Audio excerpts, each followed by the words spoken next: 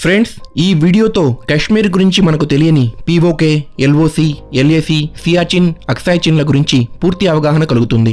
ఇవే మన కేంద్రపాలిత ప్రాంతాలు జమ్మూ కాశ్మీర్, లదాఖ్. కానీ మ్యాప్లో ఉండి నిజానికి మన ఆధీనంలో లేని ప్రాంతం పీఓకే. అదే పాకిస్తాన్ ఆక్రమిత కాశ్మీర్. ఈ ప్రాంతాన్ని పాకిస్తాన్ 1947లో ఆక్రమించుకుంది. పాకిస్తాన్ పీఓకేని 2 భాగాలుగా విభజించింది. అదే ఆజాద్ కాశ్మీర్, గిల్గిట్ బాల్టిస్తాన్.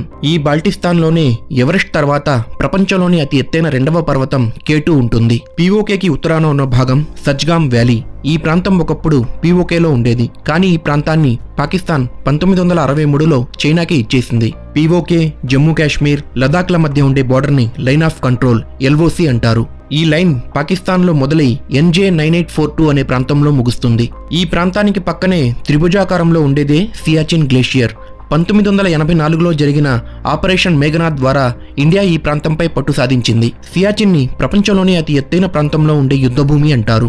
ఇక లదాఖ్ పక్కన చైనా ఆక్రమించిన ప్రాంతం అక్సాయ్ చిన్. లదాఖ్, అక్సాయ్ చిన్ల మధ్య ఉండే బోర్డర్ని లైన్ ఆఫ్ యాక్చువల్ కంట్రోల్ అని అంటారు.